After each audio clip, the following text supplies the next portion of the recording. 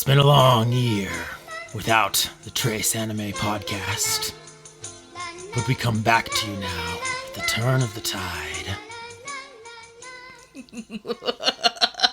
Oh my god, that laugh sounds so evil. Well, I guess we know what's happened in the last year.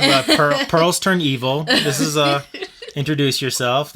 Hey, this is Evil Pearl. This is Evil Pearl. I'm Tim of Tim's Quest, Tim's Quest podcast. This is the Trace Anime podcast. This is episode 5 of the Trace Anime podcast. Whoop, whoop. Coming back to you now after a year in the abyss. But Jesus, it's been a year? It's been a year since Trace Anime number 4, but we've crawled our way out of the abyss. We did not die.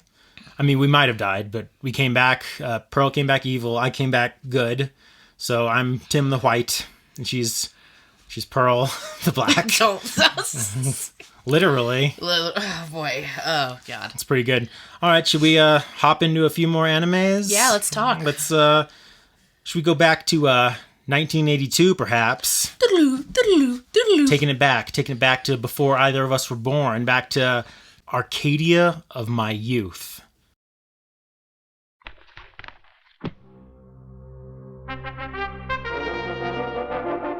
Arcadia of My Youth, released 1982, directed by Tomoharu Katsumata, not a particularly well-known director from what I looked into. Didn't look like he has that much stuff. More notably, perhaps, produced by a Toei Animation, who incredibly famous and prolific TV anime producers, Dragon Ball, Sailor Moon, Digimon, One Piece, about literally 500 other things. And this is a spin-off prequel to a movie we reviewed on a previous Trace Anime podcast. Galaxy Express 39. Which is a better movie. It'll take you on a never-ending journey, a journey to the stars. This is a prequel centered around the side character from that movie, Captain Harlock. And I guess this is a little more backstory I don't know if we gave in the previous Trace Anime podcast, but this is based on the manga of a artist-writer named Leiji Matsumoto. And he has this whole universe of manga, apparently, including Arcadia of My Youth, Galaxy Express 39, Space Pirate Captain Harlock, Captain Harlock Dimensional Voyage. It's a whole different manga series.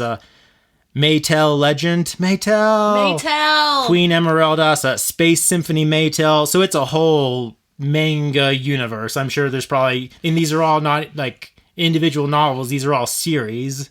So between them all, I'm sure there's probably, hundreds and hundreds of books and issues, but... Me and Pearl only know what we've seen in these two films, Galaxy Express 39 and Arcadia of My Youth. The movie's so long. Well, it's not the long. It is over 2 hours, though. It just felt so long. I mean, I think it's about the same length as Galaxy Express 39, but I agree it did feel a little bit longer, maybe. So, we had the character Captain Harlock in Galaxy Express 39, and he was kind of like a... Han Solo-ish figure, you might say. He was the captain of a starship. He was a rogue. He was a scoundrel. Exactly. But I felt like he was a little maybe underused in that movie we talked about. Yes. He kind of... He's still kind of mysterious. Popped in a little bit at the end, but then I think they kind of still went on to the last planet without him, But now we go back to find out where our good friend Harlock came from. This is like a space quest. There's like a whole thing about like his family. Yeah. Oh yeah. Because we don't just go back to Captain Harlock. We go back another 1,000 years to the early 1900s. And this is how the movie opens. We open with his ancestor from the kind of World War I-ish era. Yeah. Phantom F. Harlock. My name is Phantom F. Harlock. And this plane I call Arcadia is like my own flesh and blood. Phantom F. Harlock. Who is like, flying towards this mountain, is like, I'll dump all my fuel. We have a whole World War II story also with his World War II ancestor, who it's awkward because he's like a Nazi, and we're supposed to be rooting for this guy. This is a little weird. You're like, I mean, he wants to escape to neutral Switzerland, right? But still, it's a little awkward. But anyway, so we come in with Captain Harlock, and he's going to land on Earth, right? But now Earth is apparently ruled by these green alien dudes. I want to go back for a sec. I wrote this down because I couldn't remember. The Illuminous Empire. They're green dudes. They rule Earth. Yeah, they're very furry, by the way. They rule Earth, apparently. What were you about to say there, Pearl? So I wanted to go back. So the beginning starts with his ancestors and like him trying to overcome this mountain. I don't Trying know if to you fly over it, I believe. I believe, yeah, over it. And he's like trying to empty out as much fuel to like be able to accomplish it. He doesn't end up accomplishing this mountain, but I guess it's like symbolism. Yeah, it's like, well, his ancestors are all daring, and he's daring too. And I don't know. I'm gonna be honest with you. I couldn't trace my family lineage back 1,000 years. Like, well, what was your family up to 1,000 years ago? I'd be like, I don't know. I couldn't tell you. Well, they also had these books too, you know. And their diaries or whatever. The characters' 1,000 years previous ancestors look just like them, which I don't think is how genetics work. It's exactly how in anime. That's exactly how genetics work. It's true, but so he lands on the planet Earth, and really we only see like a small patch. I wasn't quite clear if the Illuminus Empire controlled this little part of Earth or the entire planet. It all seemed a little vague to me, but yeah, I also had a question: how messed up is Earth? Period. You know what I mean? Like, the section we see is, like, trashed. But then in Galaxy Express 39, which is only not that many years later, seems okay. Yeah. They have buildings and stuff. I mean, we see, like, some grungy back alleyways in that movie, right?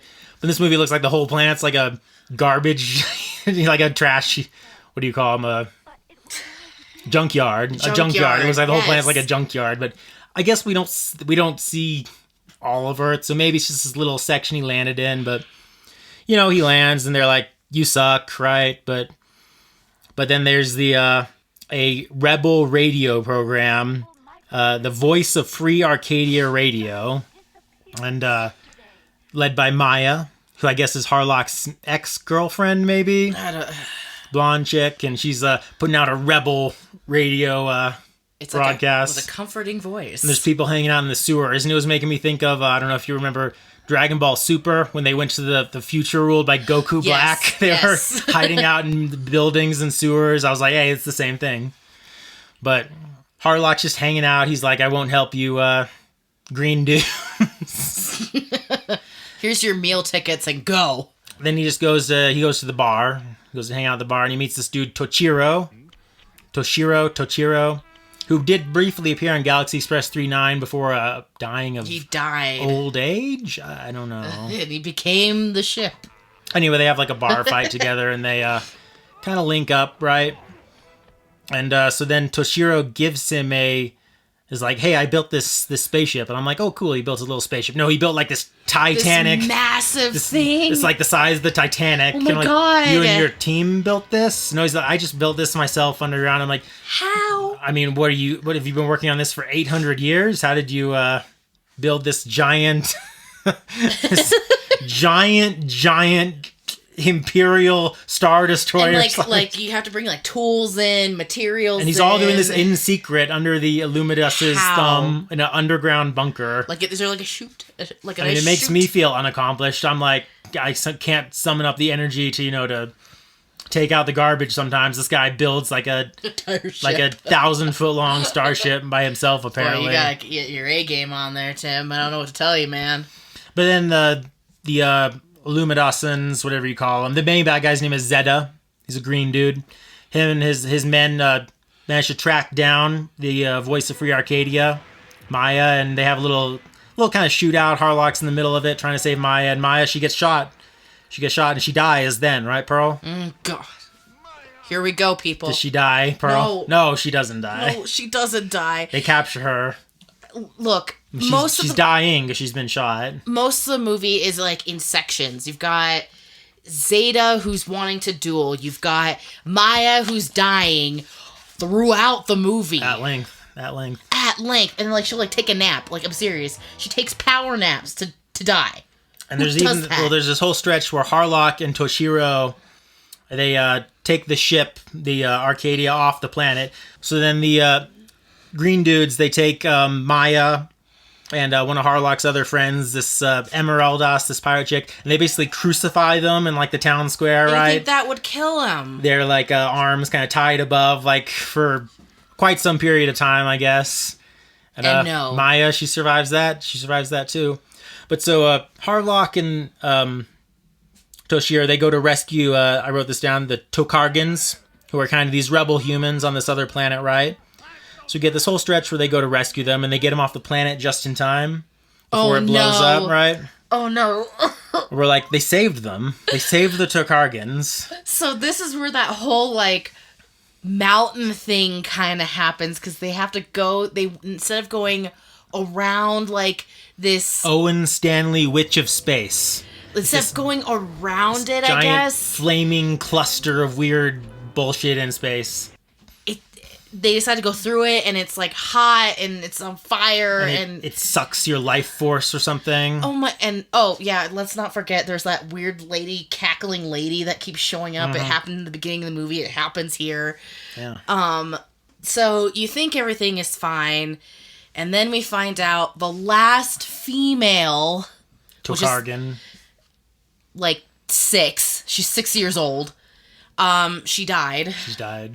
And the rest of the men, so as they're struggling to go through this thing, The Witch of Space. like, it's dragging down the ship. I guess somehow it's like the weight. It's like a black hole sort of situation. It's sucking them in. And then Harlock's like, oh, everything's kind of working out. We're making it through. Well, they kind of killed themselves. Yeah, all of them, they open the airlock and all of them let themselves out into space, and they all died. It was very shocking. So it's this whole stretch of the movie to save all these people, and they just all kill themselves anyway. It's like at the beginning of Alien 3, when everyone that Ripley saved at the end of Aliens just dies at the beginning. I'm like, oh, well, that's not great. That's not great that everyone's dead. Oh my God, it was so bad. So yeah, then they just, well, that was a wasted effort. And it was a waste of effort, because 2 seconds later, fucking Zeta is wanting to fight. Well, they get back to Earth, and finally, I wrote this down. This is, Maya is shot at 48 minutes into the movie, and 50 minutes later, at an hour and 38 minutes in the movie, she finally dies of her gunshot. I'm sorry, tell me that time again. She's shot at 48 minutes in. Okay. 50 minutes later, at an hour and 38 minutes in, she finally dies of her gunshot after being crucified. And I told you, Tim, she took some power naps. But Harlock gets there, she dies in his arms, right? And but then they kind of arrange a peace with Zeta and the Illuminators. He's like, you can leave Earth, but you can never come back. And anyone on Earth who wants to go with you will let them go, but they can never come back. And so, fair deal. And some people do go. Yeah, a few people join Harlock. They're like, yeah, no, I have nothing here. Esmeralda's is heading out. And but then Zeta's like, we have to have a duel. And Harlock's like, Jesus Christ. But then he's like, nah, and they head out into space anyway. And so we're like, okay, this is the end of the movie. It's the end of the movie. They're heading out into space. Oh, and I should mention that at the beginning of the movie, Harlock didn't look like he looked in Galaxy Express 3.9. He had red clothes on. Yes. And his both eyes, and kind of then gradually through the movie, piece by piece, he loses his eye. He puts on the eye patch. He gets the black jacket. He gets the skull and crossbones, you know. So then by the end of the movie, now he's come to look like we knew him in Galaxy Express. Anyway, they're heading out into space. Everyone's escaped. They let him go. We're like, okay, it's the end of the movie. Credits are going to roll. Then Zeta's starship rolls off alongside. He's like, I will have a duel. He's like, no, here I come. And now instead of just like a duel with pistols on, now they're going to have a starship fight, right? Yes. And anyway, but it's kind of like, it's sort of like a submarine battle almost. Yeah, they're trying that's to what it kind of go felt side like. by side and strafe each other and shoot Yes. lasers. And yeah, Harlock wins. Harlock he wins. Zeta... And Zeta actually calls off his men right before he dies. He's like, let him go. So he's like, weird. He's like, I guess he's honorable. I don't know if this means the Earth is free now. Maybe that explains Galaxy Express 3.9. Maybe. So I don't know. It's kind of, it's a little weird. And then the pirate ships float on, and the movie ends. They head out into space. So. And yeah, you know, that's great. Yeah, and there's a terrible song. It's like, well, because, you know, we had we had the awesome song in Galaxy Express 3.9. We had the Galaxy Express 3.9 will take you on a journey. Yeah. And so we were singing that for like about 6 months after we watched that movie. Yes. But this one's, it's more like a military dirge or something. It's like, I don't even... Sorrow. I'll see if I can play a few seconds of it here in this little podcast without getting struck by YouTube. I'm sure I can. It's a 40-year-old movie. If not, you got a piece of it from us, and it was terrible. Yeah, I mean, it wasn't as memorable. And that's not the only thing audio-wise that's kind of an issue with this. Admittedly, we watched the dub, not the original Japanese. Maybe the original Japanese was fine. I thought this was a bit of a rough dub, Pearl. I agree. Like, the voice acting was a little flat from most everyone all the way through. And beyond that, I don't know if you felt the same way I did. I felt like it just sounded like they were recording with crappy microphones. Yeah. Like, there was like a rough, ouch. Like, Yeah, I had to turn the movie down a little bit. I was like, this has like a piercing audio quality to it. Yeah, the audio was weird. But the fact is, Earthmen are definitely not cowards.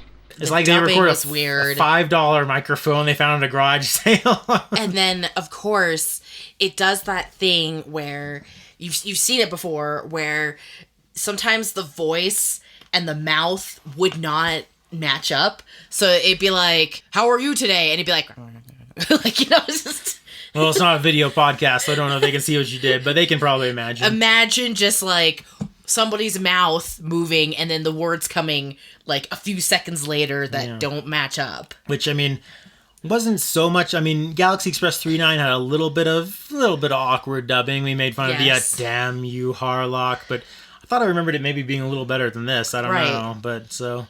And they made Galaxy Express 39 before this, so I don't know, but maybe they dubbed them later at the same time. I don't know what's going on. I don't know. There were some things I liked okay about it. Like the starship battle at the end was all right. I like the thing that prequels will do sometimes, where like it starts in a really different position, and then you get to kind of the final scene where things have assumed the place you saw it to be. Like, you know, the end of Revenge of the Sith, right? When there's that scene where we see Darth Vader in his full outfit in like a Star Destroyer with the guys, their dumb little arcade consoles, and they're building the Death Star, and they're like, that's where we came in. Or I don't know, people might not know this reference, but there's a TV show Spartacus we've watched together. They did a prequel on that where you start out the prequel, there's totally different characters you've never seen before. But then by the time you get to the end of the last episode, it's all the same people who were in the gladiator school at the beginning of the original first season. Now, I kind of liked how this did this, where we start out with a totally different starship. He looks totally different. He doesn't have his crew around him. We get to the end of the movie. Now he looks like Galaxy Express 39 Harlock. He's in his ship. We know he has his crew. I'm like, that's nice. I kind of brought things into the place there. But overall, I wasn't a huge fan. I definitely liked Galaxy Express 39. I liked the journey it took better. It didn't have a half hour where we went to rescue some people and then they died immediately. It was just more fun, I guess. Had better characters, I thought, too. Whereas this one is kind of more, Yes, we still have the creepy robot people that have like no mouth. Yeah. We went into the lore of that more, of course, than Galaxy Express 39. This one, they're more kind of in the background, but we see them there. No Claire, by the way. No Claire. It's really sad. Yeah, there were other robot girls and stuff with hair. There was just one. Yeah, with no mouth and all that. Oh, and she ends up with them, remember? Yeah, she's hanging out at the starship at the end. She's with them at the end, yeah. Yeah, and we set up Emeraldas as well, who, like I said, there is a Queen Emeraldas manga. I don't know how much it did in anime. I do know this also had an anime TV series, a Captain Harlock series, but the Trace Anime Podcast is about movies, so we probably won't go into that one. Yeah. I think there might be another movie in this universe, so maybe we'll check it out someday, but I feel like Captain Harlock is just a emo. Just, I mean, his hairstyle. emo Han Solo, basically. I mean, his hairstyle, and then he eventually goes to black. Surprised he hasn't put any eyeliner on. He probably should put eyeliner in his one eye. He doesn't also talk a whole lot. Yeah. I don't know if you noticed that too. There wasn't a whole lot of discussion from Yeah, him. he's a little bit closed-lipped, tight-lipped. He's also very lanky. Not very muscular. I feel like almost everyone in these movies is kind of lanky. Kind of lanky. Except for Toshiro and the main kid in Galaxy Express 39. No, Zol was pretty muscular. Oh, yeah. Oh, his friend, his one human friend who died. Yes. Very sad, very sad. Everyone died. God. Basically, the people who make it out of the movie are Harlock, Toshiro, and Emeraldas. It's kind of like, Hamlet's kind of like that, where, like, the friend makes it, but everybody else dies. Or Revenge of the Sith. Yes. Everyone dies. Everyone dies. Except for a few. But yeah, so overall, Yeah, not my favorite movie we've watched for Trace Anime. Definitely not a great dub, that's for sure. So, any more final thoughts for you on Arcadia of My Youth? Just Captain Harlock looks like an emo kid. And not really my favorite movie. Well, sounds like we mostly agree on that one. So, yeah. Should we hop on ahead? Yeah, let's go ahead and talk about the next movie. Which is? The next movie we're talking about is Unico in the Island of Magic. I grew up with this movie. Oh yeah? Not me. You showed it to me for the first time.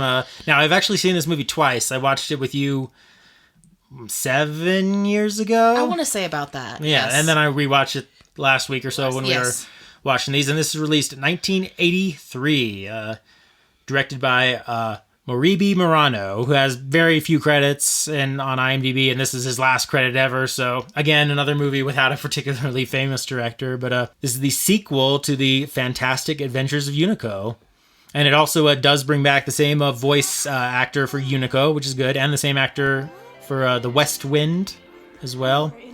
Otherwise, it's fairly disconnected from the first film. It's kind of the sort of episodic thing where we go to like basically a whole new cast of supporting characters, a whole new story. So it's a sequel in terms of it's Unico's next adventure, but it's not like continuing the story of Katie and Baron the Ghost and so on. Why don't you tell us just a little bit about this since you're the expert?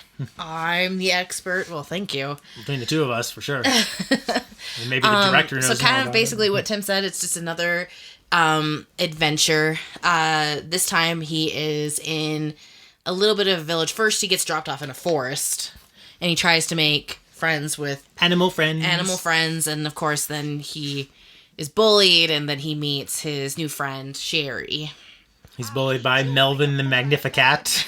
And his little gangster cat. He's like a cat. He talks like this. He talks like he's Italian. But then the bullies also everyone gets bullied by Toby, who has giant blonde hair that sticks out like 5 feet from his little leotard. Toby is cool, man. He's going around. He's turning people to stone. They're not stone. They're living puppets. They're creepy little so stone-faced. They're still alive. Oh my god. And he's turning them all, and then he's playing his flute and making them all walk around. It's all freaky like. Dude, that flute will get that song gets stuck in your head. Guarantee. No, what gets stuck in my head is Melvin the Magnificat when he shows Toby. He has the headphones. In this box, you got your tweeter. And here's your woofer, see? And one side has the tweeter. First the tweeter. And one side has the woofer. Then the woofer. First your tweeter, then your woofer. That's what gets stuck in my head. But anyway, so Melvin is able to persuade Toby to make him a sidekick. But then it turns out Toby is also a sidekick to a Lord Karuku. Lord Karuku, an evil doll who reminded me of Puppetmon from Digimon. But we don't know he's an evil doll. We just know he's a crazy wizard. So we got Lord Karuku on top. His henchman is Toby. Toby's henchman is Melvin the Magnificat. So it's like a layer. It's like descending layers. It's layers. Now, when I was a kid watching this movie, first I was obsessed with the flute music because I always thought it was really cool. And then the second thing is when Toby is chasing the cat, when he takes the dead tree and turns it to a motorcycle. I thought that was the coolest thing on the planet. Hey, Toby is pretty cool. I couldn't get away with having hair that sticks out He's that far. He's so cool. Sticks out that far from my head. But he does have a bit of a soft spot because he has his sister, Sherry. And then his parents. And they live in the village, and he's maybe trying to let them get out of becoming dolls a little bit, Lord Karuku is the freakiest thing on the planet. He's pretty scary, dude. He's an evil wizard and shit. He uses a lot of illusions. His proportions are odd. He's like a ball with two bulging eyeballs and a huge nose. Yeah, there's a lot of creepy stuff in this movie. Now, we also talked about Unico 1, and there was creepy stuff in that movie too, namely when Baron the Ghost turns into Satan or whatever at the end of the movie. But in that movie, I feel like the creepiness was all at the end. This stuff, the creepiness is like through the whole movie. Through the whole thing. Because we got creepy faceless dolls right at the beginning, and part of the freak when they're, going through the village. Well, he turns the whole village to stone, right? To dolls. Yes. Then he's making them walk through with the flute music, and they're even like walking through like the bottom of the ocean to get up the bridge, the ship, and I was like, that's creepy. And then you have to go to Nightmare Island. Yeah, and that's all, like, the buildings are made out of the dolls. And let me tell you, Nightmare Island is just down the road. It's just a boat ride away. It's the same phenomenon as when we watched The Black Cauldron from Disney. When it's it just seems down like the street. the villain's castle is actually, like, it's just like, maybe a mile away or something. I recently watched Sleeping Beauty. Is it the same phenomenon? It's the same thing. Maleficent's castle and Aurora's castle is literally, like, 2 miles away from each other. Yeah. It is, like, a hop, a skip, and there you are. And even in the Willow universe, maybe it's not a hop and a skip, but if you read some of the extended universe Willow stuff, Tir Asleen and Nockmaar, they're pretty close. They're like it's like New York and Philadelphia. You could walk there in pretty short time from Tir Asleen and Nockmaar. But no, here it's like a quick little, maybe an hour by ship or something. Yeah, it's quick. It's just not a big deal. We get to Nightmare Island, which is built by all these living puppets. Toby does the flute music, which I'm telling you again, this will get hooked in your head. And you see what the puppets are doing, which are piling up on each other to create these structures. It's like Tetris or something. Now, I don't know about you, but were you kind of creeped out by... Because when I was a kid, I did not like this, and I still never liked the toy T-Rex thing. It's like a little guard dog or something. I never liked that thing. I never found it cute. I'm an adult. I'm 31. Still don't like it. It's look, everything that goes on the island is creepy. Lord It's Kuruko annoying. is creepy. The dolls being the buildings is creepy. The T-Rex is creepy. It's all a little... Like I said, this is like a horror movie at points. It's like you got your adorable tiny little unicorn, and it's like a horror movie. He's stuck in the middle.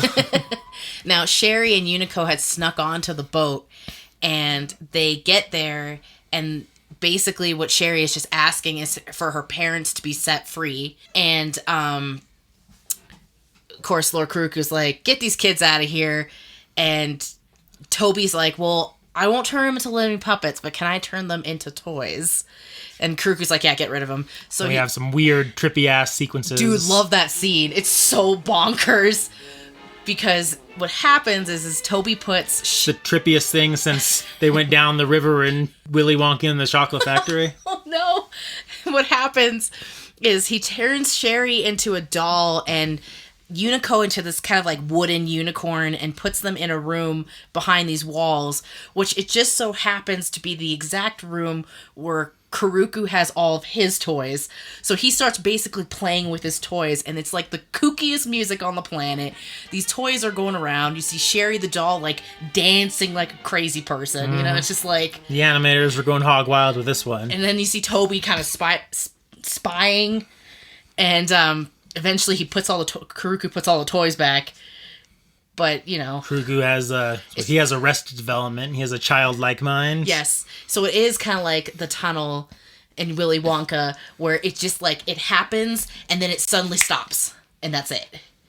And you're like, what the hell just happened? But then doesn't Toby rescue them and Yes. help them get back to the mainland? Yes, and he tells them, please, don't come back.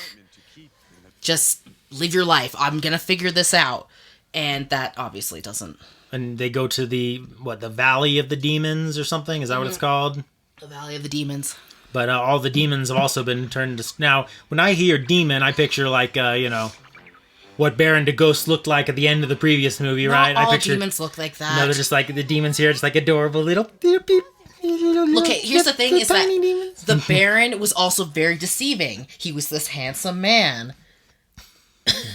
You say demon, I picture something horrifying, not little like little. The thing is you're what we're left with is the baby demons. That's what you're stuck on. So they go there and We don't even see the parents. The baby demons are all crybaby. It's so sad, and it breaks my heart every freaking time. Couldn't they have called them like monsters instead of demons, and it wouldn't have been so off? It's like you're taking offense to the demon thing or something. Demons are horrifying. They're so cute and they're so sad because they just want their parents. They cry. Oh God, I don't know if Tim saw me, but I was crying. You cry too. I cry every time because that scene is so sad, especially the one where they're telling Sherry and Unico, like, it's gonna be good. We're gonna get your parents back. It's gonna be good. Don't cry. And then everyone's kind of fine until this tiny little baby is crying for his mom, and it breaks my heart. Oh no! And then they're all crying. They do all cry. It's so sad. But they send them on the next objective. Yes, they need to find the Sphinx. So they head off to the desert. They're wandering the desert a little bit. They don't find the Sphinx. They find the Sphinx's daughter, who doesn't have a name, apparently. Apparently they never say the name. Now, this character's personality reminded me a lot of... who's Unico's little Beazle friend? They kind of remind me of each other. They're kind of similarly boisterous, little playful-like. And the Sphinx's daughter sends them on... So we're going from place to place. They get sent to the Valley of the Demons. They get the info to go to the Sphinx. They get the info from the Sphinx's daughter to go to the ends of the earth. Ends of the earth. Ends of the earth, which is the well, I shouldn't say it's the creepiest spot yet. The island of magic. The island of magic is still probably creepier, but it's moderately creepy. It's pretty creepy. Now to get there, Unico turns into swole unicorn again. How does that work, Tim? Oh, it's like it digivolves, right? He just gets so excited that he digivolves. It's not how it works. How's it work? Have you not figured it out? No. You didn't figure it out from the first one either? No way. If you say, I love you, or that I care about you, he uses that, and that's how he gets big. Oh shit, so if he's banging his wife and she's Stop like, it. oh, I love you, he turns into swole unicorn. I swear to Christ, you will never say that. You do not talk about Unico like that. I do talk about Unico like that. He turns into swole unicorn. He takes Cherry, and the Sphinx's daughter goes with him also, right? Yes. To the ends of the earth, which is like this desolate land, like where stuff washes up from the ocean. It's like trash. And they, by the way, these objects do talk. And it's like they're in purgatory or something, you know? It's so like, creepy. Apparently it is, it's not like another dimension. You can literally just travel there, but it's definitely it's unpleasant. It's an unpleasant thing. Has a creepy atmosphere to it. Because when they're looking for the Trojan horse, they, start asking, and, the piano isn't actually talking. You just see the object, but it has, a voice. And it's creepy, and they're like, a human! They're all repulsed by the humans. They're not the likable talking objects. It's like Beauty and the Beast. They're like creepy talking objects. It's really creepy. And they eventually find the Trojan horse. And finally we get the backstory. We get the Kuruku backstory, which is, he's basically just like a toy, right? He's like a puppet, a doll. So he was a puppet that was abused. He was treated like garbage. And then he swept up ashore. And he was disposed of. And he would sit in the sunlight, and after several hundred years, because of the hate, he woke up and just became alive. So he's alive. He's alive because of the hate. Oh my god. And then he goes back to, I don't know. Where'd he get all his magic? Did someone teach him magic? Is that what happened? I think he figured it out, maybe. So now he's got all kinds of skills. He's got all kinds of powers. He's like a Sith Lord or something. Yes, he just, he was just treated so badly by humans. He hated humans. That's what he lives by, is hating humans. I mean, sometimes I hate humans, but, I don't have any magic powers. Yeah. Well, I might have mistreated some toys as a child, too. I don't know if they're going to come back and try to kill me. It'll probably be like a Toy Story situation. Like Sid. His toys. Oh my god. I don't know. I thought Sid was kind of creative. He was doing some interesting things with those. I would probably want to hang out with Sid over Andy, that's for sure. If I was that age. Sid was one fucked up individual. No, okay? he had some good ideas. He got the baby on the spider legs, but anyway. But so Lord Kuruku, he's the evil wizard now, and so what Trojan Horse tells him, something like you can defeat him with love or something like that. Yeah, yes. If I'd been there, I would have been like, yeah, that's not very useful information, Trojan Horse. Fuck you. Okay, well then set him on fire. He is made of wood. That would be a lot better. But anyway, so they just head on back to the Island of Magic. They head right back. We basically just fire up the final battle here. Yes. And it's kind of a chase thing. Sherry gets turned to a puppet. Doesn't Toby get turned to a puppet also? Toby gets turned to a puppet. The Sphinx's daughter, she them. She gets turned to she a gets puppet. turned to a puppet. Everyone except Unico is left all by himself to do battle.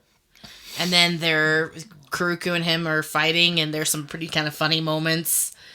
And then eventually Kuruku just kind of takes a section of the structure, which, if you think about it, if these people and demons are living puppets, I think he just beheaded a bunch of them. Oh my god. Because of how the structure is. That's dark. And he just lifts up, and then it's like they've limited their space. And Unico just goes for it. And he punctures through him. Yeah. Did you do the same thing to Baron the Ghost in the first movie? He went also? straight through his heart. That's his standard. The thing is, what's interesting is that the Baron and Kuruku, he went straight through the Baron. Kuruku, he went across the shoulder, and apparently that did some severe damage. He does a bit of damage, but then doesn't he forgive him or something? And yes. That's what causes Kuruku to finally be defeated. When he's dying, he's just making this noise and he's shrinking, by the way. And he's like, oh. I almost found that weird. And then it seems like the dolls all turn back to, Kuruku goes back to little wooden puppet form. Wooden puppet. Dolls all get turned back to humans and whatever else they are.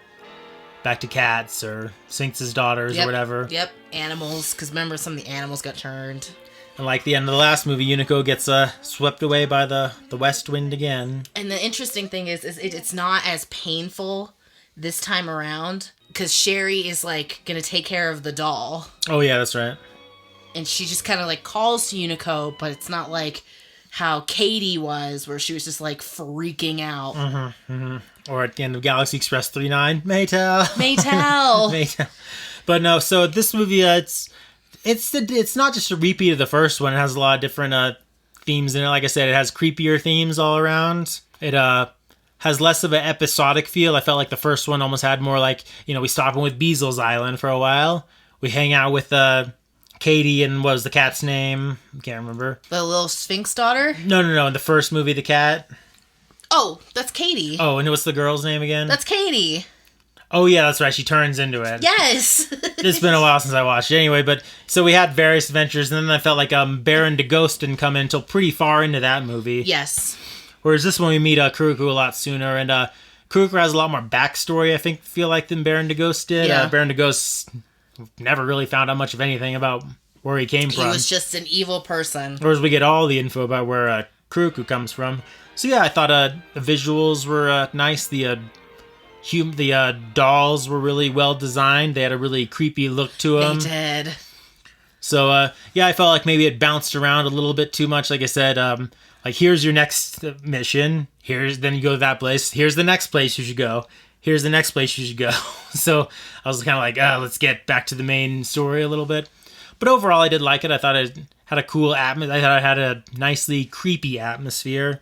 Had some cool visuals, and like you said, some music that gets stuck in your head, and a pretty good villain. So I'd say that I liked the film. Now, obviously, it's something that I'm not as familiar with you, but how do you feel about Unico and the Island of Magic? I always thought it was a really creepy movie as a kid, but then again, I watched some really creepy shit growing up. So, love it. It wasn't the most extreme. But, I will say this. Unlike Kuruku, the Baron has a really cool scene, which is when he's possessing all the animals and everything, and that awesome guitar music.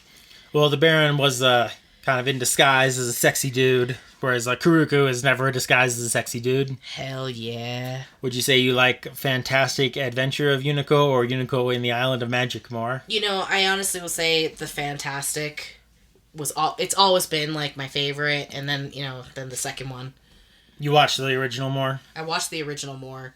Probably because of that fucking T-Rex thing. Oh my god. I hated that thing. I still hate that thing. Oh my god. He's so stupid. He's not creepy, he's just stupid. That's why you don't like him. Well, it's he's creepy, and then the music that comes with him, but then he's like, ah! I guess honestly I hadn't even thought of him since we watched the movie till you brought him up. but it had more of an impact on you, it sounds like. For me, when I was thinking about the creepiness, I more just remembered the dolls. The dolls are very creepy. But yeah, overall, I'd say it's worth checking out. It's definitely worth checking out. Interesting little adventure with some creepiness to it. Check it out. Shall we move on to certainly the most famous of the movies we're talking about? Yes. And last, but certainly not least, we're going to be talking about Nausicaä of the Valley of the Wind.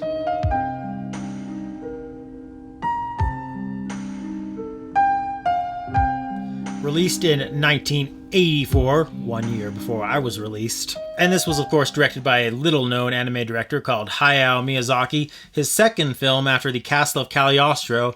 And this is generally lumped in as the first Ghibli film. Now, officially, I believe it was released before Ghibli was founded, but it's almost always included in like Ghibli collections. You know, it's on the Ghibli hub on HBO Max. It's in Ghibli box set I have.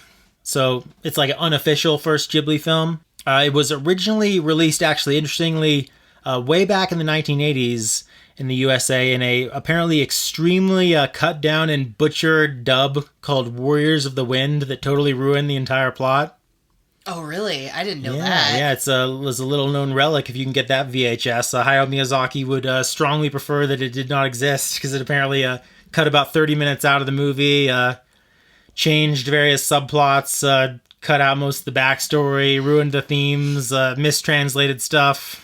Okay, you guys can't see my face at home, but I'm pretty appalled by it. Warriors of the Wind. Hayao Miyazaki was apparently appalled by it also, which is why he had to be convinced, 10 some odd years later to let them dub Princess Mononoke, because I guess he had PTSD from what had happened in Nausicaä. Do you blame the man? Yeah, but then they did it right, and then they went back and started redubbing the old Ghibli stuff, which eventually led to Nausicaä, the Valley of the Wind, being dubbed and finally released properly in English in 2005, which is the version that you can now watch, with the voices of Alison Lohman from Drag Me to Hell as Nausicaä, Patrick Stewart as Lord Yupa, Shia LaBeouf as Aspel, Uma Thurman as the kind of semi-villain, Kushana, and a few other voices you might recognize. But and this is based on the first 2 years, apparently, of Miyazaki's own manga that he wrote, which is Nausicaä, the Valley of the Wind, which ran for 12 years, all the way from 1982 to 1994. And the final omnibus edition of that manga, which I have actually on my bookshelf, is over 1,000 pages long. But where the plot of that goes after the first 2 years, couldn't tell you. I haven't actually sat down and read it yet. I'm not really much of a comic book reader, to be honest. I read the Watchmen graphic novel like 13 years ago when that movie came out, but other than that, I don't really read comics. But yes, this movie is based on the first 2 years of the manga. So if you love the movie so much you want to know what happens to Nausicaä and further adventures to come, you can always read the manga. But anyway, so Nausicaä of the Valley of the Wind. It's a grand fantasy epic. There's tons of lore, tons of history, tons of backstory about the world being destroyed by the Great Warriors, I think they're called. No, the Giant Warriors. We fucked it up. Well, we made what was it? How many are there? 12, 7. There are, these kaiju warriors with laser beams destroyed the world in the 12 Days of Fire, I think it was called. Yeah, we were like, we got really smart. 7 Days of Fire. I'm sorry. Notice that we are. Then we build these giant nuclear things. Obviously, a little bit of a... I think they turned against us, and then, of course, they fell apart and died. And, real-world parallels with nuclear weaponry. And then, we destroyed the forests and stuff because we built those things. And then the toxic jungle showed up, which is just enlarged bugs. Well, there's poisonous plants and stuff too, but there's also big stretches of desert without the poison plants and giant roly-polies called the Om. The Om. The Om, and they're like the fucking kaiju of roly-polies. They're huge. They're not. When their eyes are blue, they're calm, and then if they're red, they're enraged. They're enraged. And that's kind of with other bugs too. Yeah. As well. And we have a few factions. Well, before we'll get into the plot, of course, in a little bit here. But before we even do, I feel like I should lay out some of the factions because I was getting a little confused to watching the movie because I'm a stupid. But anyway, so we have the Valley of the Wind, where Nausicaä is the princess of, I believe. Yes. And it's a valley between mountains where we have the non-poison plants. We got grass, we got windmills. It's nice with trees, flowers. It's very pleasant. Very pleasant. It's clearly where you would want to live, probably, in this world. Then we have the Tolmekians, led by Queen Kushana, I believe. And we don't actually see their homeland, I don't think. No. But they're a very militaristic tribe. They have airships that have weapons, metal. They raid other lands. They're trying to bring the giant warriors back to life. They're raiders and pillagers, and they're not great. They're not great. They're kind of the bad guys a little bit. And then we have we have the Pedgites. The Pedgites. It's kind of like almost kind of felt like Arabian. Like Aladdin sort of thing. Yeah. We see their kind of desert land. We see it after it's destroyed, basically. But that's kind of the vibe I got from it. A little bit of a desert land, But we only see them a little bit. Mostly it's about kind of the Valley of the Wind and the Tolmekians. Anyway, so we come in. Nausicaä's checking out the toxic jungle. She's hanging out with, she's looking at the corpse of an Ohm, right? Yeah, she finds, they go through like a shed. Is it a corpse or is it just like a shedded shell? It's a shell. Oh, okay. It's a shell, so it's kind of like if they were like a reptile. They go through a shed, so she found a complete shell that they can actually use for weapons and other tools. They can use its eye or something. Yeah. Then she escapes. I shouldn't say she escaped. She's hanging out in her kind of her little gas mask because I guess the poison jungle's full of COVID. It's not COVID. Oh, okay. It's like all these spores. Like there's like during like the afternoon they like release their spores and it's like snow. It looks like snow. Then she kind of she heads out to the desert. And Ohm comes after her. And the music here, it's like, it very much sounds like video game. It's like, I feel like video game boss music was inspired by... I'm like, I feel like this is where, like, RPGs got their idea of what boss music would be like. Yeah.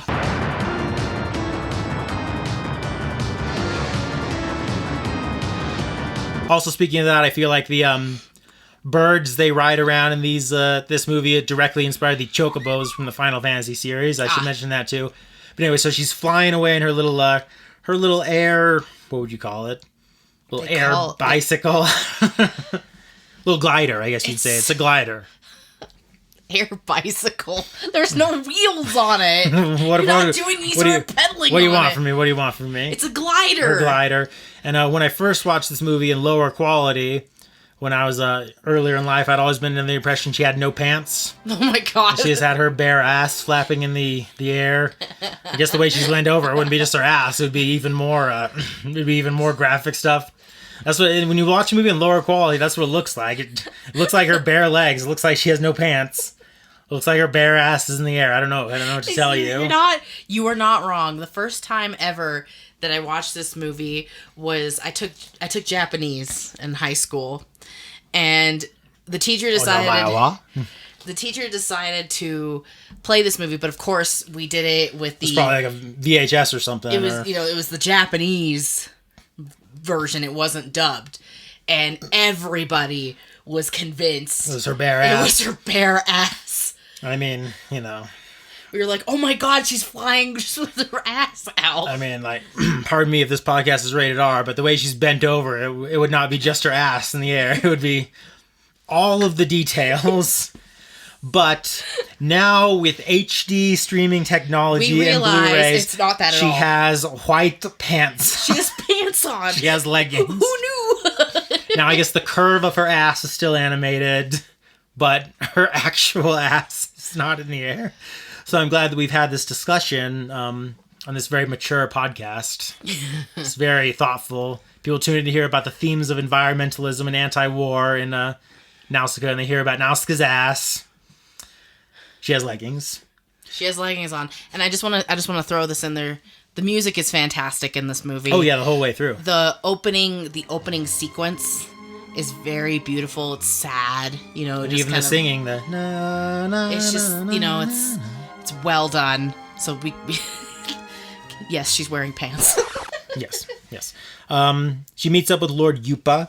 Who Patrick Stewart must have been delighted to find out in dubbing this role that he did not have to sync up his voice to the mouth movements because it's just an enormous mustache. You can actually watch the behind the scenes on him, and I think he was like, everyone else has to. You have to like really watch the screen. And I just get to just do it. I'm good. He just has to judge the movements of the beard. Yeah. So he's a good role for him. He's old Yupa, but he's a master swordsman, as we'll see later. Doesn't he give her a little Tito? It's a fox squirrel. It's the reason why the Ohm was chasing him. Yeah. Other than that, Tito's pretty useless. Doesn't really do much in the movie. He's kind of like an animal sidekick, just so Nausicaä can have an animal sidekick. Now he bites her, but she lets him bite her, kind of like when we're eating dinner. And the cats try to get my dinner, and I'm like, get the fuck out of here. And the cats reach out there for your dinner, and you're just like, okay. Okay, let's not make me sound like I'm that much of a pushover. That's you. Give me a fucking break. Well, that's a good thing. That means you're Nausicaä, because the fox squirrel bites her, and she's like, see, if the fox squirrel bit me, I'd be like, get the fuck, shoo, back to the desert with you. That's not what you would do. It is. You would throw a fit. Yeah. You would be like, back to the desert with you. You'd be like, ow, that really hurt. You make me sound like get my finger bit by Charlie. Tito, that really hurt. That really hurt. But so they make friends. They head back to the Valley of the Wind. It's real nice. It's really nice there. Her dad is the king or whatever. He's kind of like bedridden. He's got like consumption. I don't know. It's like he's got the cancer. I think it's a form of cancer because it like they say it's like some kind of disease that happens. I mean, they do live in a world full of toxic spores. Yeah, so you're eventually gonna get sick, even if they're safe in the Valley of the Wind. And you notice that the villagers, I mean, they really care for that forest because it kind of helps like filter any of the bad stuff out. Is that they have this system where if there's any sort of spores, they like use small amounts of fire just to try to cleanse that section. Yeah. Which that ends up backfiring. Well, not really backfire on them, but like when the Tolmekians show up, it kind of fucks up. I was about to say, so then they're just hanging out in the valley and it's just a real pleasant movie and then it ends. Just kidding. Then the giant airship shows up and fucking crashes right in their fucking village. It's covered in insects. There's a princess you see that's been kidnapped. And she dies in the crash. Oh my god. Actually, she did pretty well considering how bad of a crash that was, even making it out for 5 minutes. But she's a princess of the Pedgites who they've kidnapped. And Estelle? I think so. And the Tolmekians, they're doing all kinds of terrible stuff. They have the embryo of a giant warrior going on in their ship. Gross. It's like a fetus. It's slimy. Ugh. And they just raid the village. They kill Nausicaä's father, even though he's bedridden. Yeah, he's bedridden, and they just go in and kill him. I don't know if they kill. They bring in their tanks. They're taking over. It's just bad business. Mess. Bad business all around. And Lord Yupa, he's fighting with them. And doesn't he take like a stab wound right in the arm? But he keeps fighting anyway. But he encourages Nausicaä to not fight and die. And she decides to go with him as a hostage, I guess, basically. Along with some other Valley of the Winders, whatever you call their people. Yes, and then she does. Lord Yupa finds all the spores that she had been collecting in the bottom, like in this like hidden room in the castle. You remember that? Yeah, she's hanging out in a nice little underground area. Found out that the jungle, if you give it like clean water, like clean filtered water, and like healthy dirt, it's not toxic. It purifies it. It purifies it. So she's working on a scheme. She's not just a passive observer. She's working on her own science. She's trying. She's got her science experiments going on. She's doing all kinds of good stuff, but she goes with them. Yes. But they're shot down by Asbel, I believe. He's of the Pedgite people. He's looking for his sister, who we do know is unfortunately dead. Yes. But he shoots down Nausicaä. And anyway, he doesn't know she's in there. He's trying to shoot down the Tolmekians. But she goes down with them, and they all end up kind of stuck in the jungle, right? Yes. Along with the Queen Kushana. And then they hit like an Ohm's nest. And eventually she kind of ends up going with she meets up with Asbel. Then she forgives him for shooting him down because, she's a forgiving sort, She believes in making peace. She doesn't want to make war. She wants to make peace. Yes. and they end up hanging out in this real beautiful kind of underground lake area. It's like all the like stumps Yeah. and stuff underground. Yeah, it's a neat area. Getting nice and pure there. It goes with them back to Pegite, but unfortunately it's been destroyed by the Tolmekians leading Ohm, I guess, to attack it. It's unfortunate. So now it's a mess. Now she wants to make peace. You know, she's like, we should make peace and all that, but Pegite's like, no way. Yeah, and they like smack her and everything. Well, Asbel's trying to let her escape, but they clock him on the head, yep. And they end up taking her, and they have like a baby Ohm, right? And they like have like spears through it. It's terrible. They have tortured that thing. And we get the flashback with Nausicaä where she's tried to take baby Ohms of her own in the past, but and the father's like, no. Probably killed the baby Ohms. Probably. It's unfortunate. Yep. So they have baby Ohm. Not she's trying to take a tiny little baby Ohm in the flashback, you know, like a handheld Ohm. They have more like, you know, a cow-sized Ohm. Yeah, cow.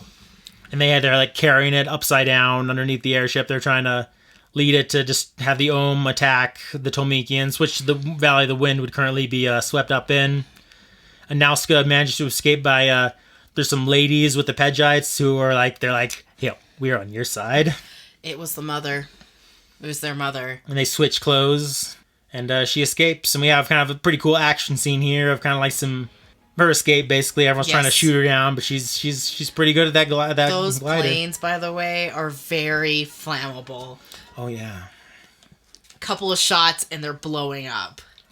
Yeah, I remember thinking that when Asbel was in like a tiny little ship, and he hit a giant Tolmekian airship with like a couple shots, and it was like, whole thing's up. I'm like, geez, you gotta get some better fucking armor on this. This is terrible. This sucks. This is terrible. But anyway, so everyone's kind of coming together. Everyone's colliding. The Ohms, the Pegites, the Valley of the Winders, who are, you know, captives. Which they have to set the forest on fire by now because they took all their weapons, including their fire. What do you call them? Fire torches. Yeah. Away. And what happened is what I said earlier, is that they would use small amounts to cleanse the forest. And unfortunately, the whole forest got sick because they weren't able to tend to it. Mm-hmm. And so they set the whole thing on fire because the stupid Tolmekians were in the fucking way. Mm-hmm. And Queen Kushana, she's managed to link back up with the... she was shot down initially too, but she's managed to link back up with the Tolmekians and her little henchman... Kutotoa, who's always, he has the smirk on his face. It's like, it's always in a slant too, like, he's kind of like, oh, well, this isn't going so well, is it? He always has like a sarcastic, like, dickhead remark. Well, I thought things were going to go so I mean, you could be evil, you don't have to be, like, rude, too. Come on, man. But she's, like, lost some of her, Kushana's lost some of her, like, armor, and she has a metal arm. So not like a small, it's like a big golden arm. Yeah, and she's... Big bronze arm, and like how much of your body is fake or whatever. She's like, only my future husband will know that. And I'm like, you gotta... Would you like to just show us now? You got a golden pussy under there? Ah! Well, I think we see her leg, at least one leg is the same. So yes. She's all torn up. She's like Darth Vader. She's like a torso and like one limb and a head maybe. and a head. It's a mess. But anyway, so she brings out the... giant warrior, but the gestation is not complete. It wasn't cooked fully. He's the proper size, I think it seems like, but his flesh is gooey. It's so gross. He's gooey. Like literally melting. It's oozing. He's melting as he's like trying to, when the Ohm are coming, he's firing. He gets like maybe one. I think he gets 2 shots off, but the second one it seems like is much weaker. Yes. Now the first shot is huge. It sends. Looks like 100 Ohm, and keep in mind, Ohm are, you know, probably thousands of tons. Ohm are the size of, like, battleships. So the fact that he's able to shoot one laser and send hundreds of them up, now you think about the whole army of the giant warriors being able to shoot over and over, and you see why they destroyed the whole world in 7 days, because it's maybe not quite like a nuclear blast, but it's kind of in the same territory. So imagine, you know, hundreds of nuclear blasts going off a day during these 7 days of fire, so you can say that happened. But he gets off one shot, then kind of another, then he just melts. He just melts. It's just gone, and that's it. I'm like, well, Tolmekians, you blew your wad early. That was unfortunate. But then, so Nausicaä, she reclaims the baby Ohm. Yes. She takes it back. She Yes. she hijacks it, I guess you'd say. He tries to go into the acid lake at one point. She's like, no. Which- She gets burned by the acid, doesn't she? Yes, she does. So Nausicaä, her whole thing is just trying to make peace. Yes. She's like Vito Corleone, and she's like, I will have peace. Yes. In my time. And instead she gets ran over by the Ohm. Now, did she die when they brought her back to life, or was she on the cusp of dying? I thought, I don't know, I wasn't sure. I feel like she died. Because that's when because I was like, okay, she didn't quite die, they healed her. But then when I looked the movie up online, I read some details, they're like, Nausicaä dies, but she's brought back to life. I was like, okay, Yeah, you say so. she's dead. Yeah, she's like, you get stampeded by those things, you're dead. You're not alive. But the Ohm, they trample her, but then they bring her back to then life they with feel their really bad. their great little then they put their little antennas or something Their on little her. tentacles. It's all gross, you know. No, it's not. It's cool. But they bring her back to life. They lift her up. And and they're like healing her and everything. this is where I didn't mention this character before, but Baba, the fortune teller in the Valley of the Wind, she's foreseen like a warrior in blue who would win the war. And now she says, she cries and says, it's Nausicaä, she's the one who I saw. Yes. But it's turned out she's not just a warrior, she's a peacemaker. She's a peacemaker. She's anti-war. And that's the theme of this themes that ran through a bunch of Ghibli movies in general, but particular Miyazaki's works. We'll see very similar themes of environmentalism and anti-war, trying to put peace before war in Princess Mononoke.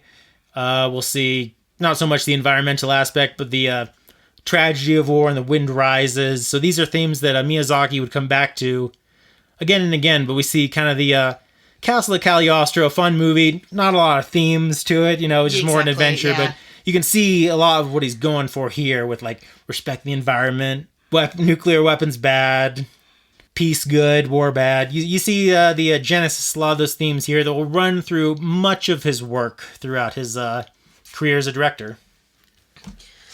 Same thing with Princess Mononoke. Mm-hmm. War is bad. Stop destroying the forest.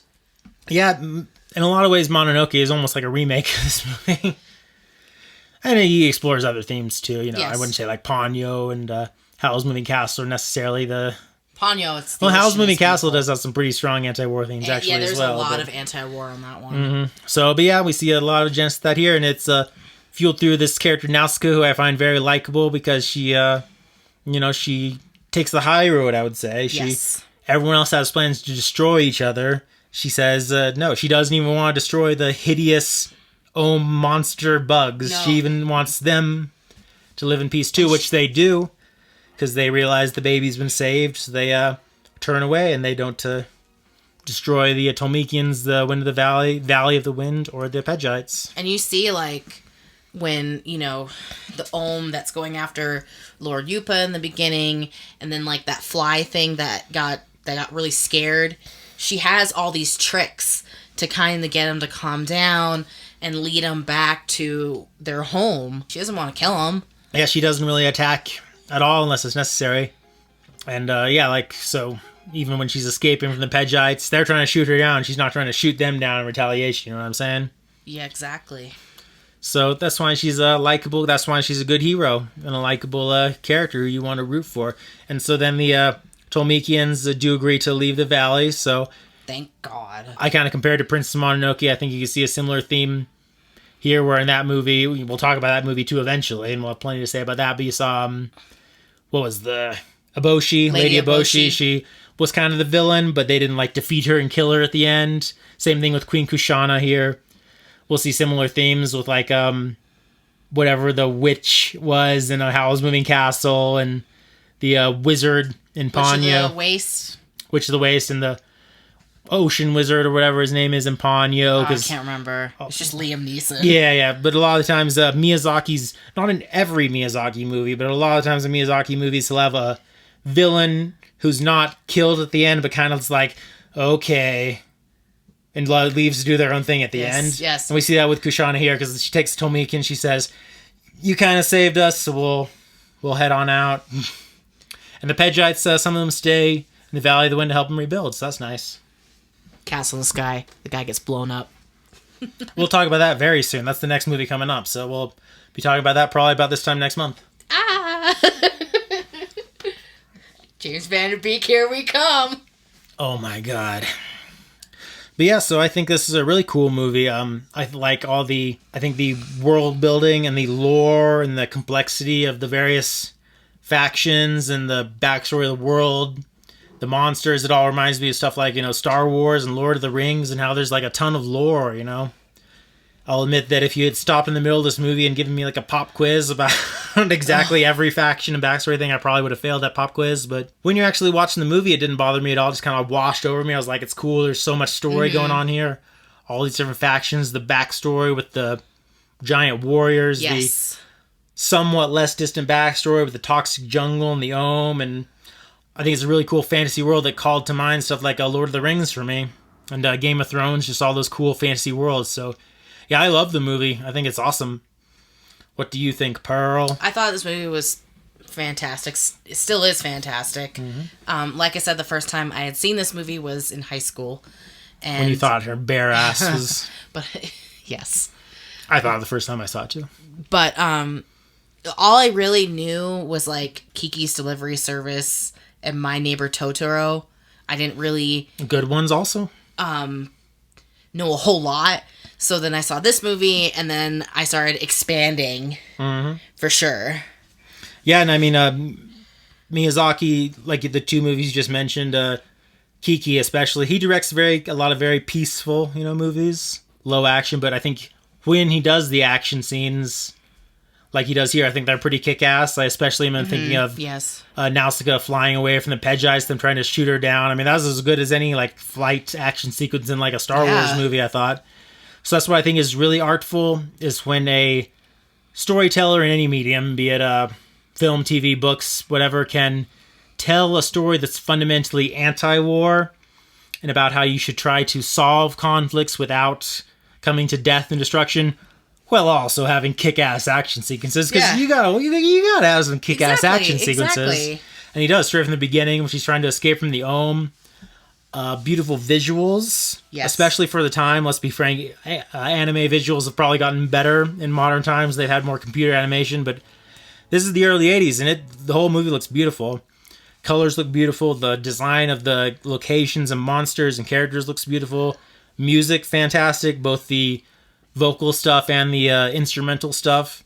Cool lore, cool backstory, interesting and relevant themes, likable characters. Yeah, I can't think of anything that would be a complaint at all about this movie. It's a beautiful story. It's excellent. It's one of the best fantasy films out there, I think. I agree. So yeah, I can't think of much else I have to say about it other than that it's a good story. It's a good movie. It's beautifully done. Like I said, the music's fantastic. Mm-hmm. And they never made a sequel. I believe I read something online about perhaps some other anime producers approached Miyazaki about doing maybe a Queen Kushana spin-off, but he rejected the idea because he thought it would be more like a war stories, which was obviously in a certain way the opposite. Yes, I can see that theme of the movie. So he was like, nah. But like I mentioned, if you want to know about the further adventures of Nausicaä, the manga went for another 10 years or so after this movie came out. So I imagine there's further adventures you can read in there. I haven't read it yet, but I own it. Maybe I'll get around to it one day. Maybe, 30 years when I retire, then I'll finally read some comics. It's a good plan. So, Pearl, should we do our traditional ranking of the 3 films we've watched on this Trace Anime podcast? Let's do this. Who do you want to go first? I'll go first. All right, start with your third favorite. Oh, that's easy. What is it? It's Arcadia of My Youth. Pearl, tell us about that, why that's your third favorite of the 3 films we've talked about today. I don't care what you say, that movie was long as hell. It felt like it kept ending all the time. I didn't really care for the story. I mean, it was about the same length as Nausicaä. Shut up. Shut up. We enjoyed Nausicaä. Listen to me when I tell you. It felt like in several places the movie was going to end, and then it just kept going. It felt like it was longer than it should have been. I mean, I should just reveal that is also my number 3. It really just comes down to me to, well, for one, the the dub that was actually painful to my ears. Yes. Because of the recording equipment. And also that whole stretch where they did a whole rescue mission to a planet and got everyone off before it exploded. And then they all died anyway. Now, maybe if you deleted that from the movie, that would solve a lot of problems. If you would have 30 minutes shorter, it would be a nice trim, 85, 90 minutes. Maybe if the dub was a little higher quality. Maybe if you made those two changes, cut that whole section out, nice quality dub, then maybe I think it was pretty good. All right? Maybe I think it's pretty good. As is, it's not among my favorite movies we've watched on Trace Anime Podcast. Let me say that. It doesn't have a catchy song either. I would probably rank it above Dragon Quest Your Story because the movie did not tell me to grow up, loser, for watching it. The lowest ranked thing a movie can do is tell me that I'm a loser who should grow up for watching it. I'm going to tell you guys right now, Tim is still bitter about that. Yeah. And I think he forever will be. Tim will be on his deathbed, and he'll still remember that. Probably I'll be on my deathbed, and someone will come in and go, grow up, loser. And I'll be like "Oh." I'm fucking dying. What do you want? How more can I grow up? So yeah, Arcadia, third place for both of us. What's your second place movie, Pearl? This is tricky. This is always so tricky. Tricky, sticky. You know, I'm going to go with Unico. Because I love Nausicaä so much. It's also my second. I think you'll probably like it more than me. For me, it's just like, yeah, this is a solid 7 out of 10. I like it. For you, it's more of a favorite. So for you, probably it's like an 8 or 9 out of 10. Yes. Would be fair to say. For me, Unico is solid 7 out of 10. And that's very fair. It's also didn't really have deep themes exactly, but it had good visuals, good atmosphere. Some acid trips, good And it had the shit. tweeter and the woofer, which is one of the key things you have to have. I think all movies should have that from now on. If I go to a World War II movie, they should have the tweeter and the woofer. I feel like I should custom make that for you. For Christmas? For Christmas. I'm just going to make these cute little things for you. You should dress up our cats, one as the tweeter, one as the woofer. That'd be great. We should do. Okay, so it sounds like we have the same number one, and that's Nausicaä of the Valley of the Wind. Yes. We just talked about it, but why not quickly recap? Why is that your number one, Pearl? Excellent music. Great story. And relevant themes. And I don't know, I just always love that movie. Mostly good characters. Nausicaä, great. Lord Yupa, likable. Kushan, interesting villain. Asbel, I could maybe live without Asbel. But maybe I'm just projecting because it's Shia LaBeouf. Shia LaBeouf. Why does everything healthy have to taste so bad? What was it, Chico nuts or something? Yeah. It didn't look that bad.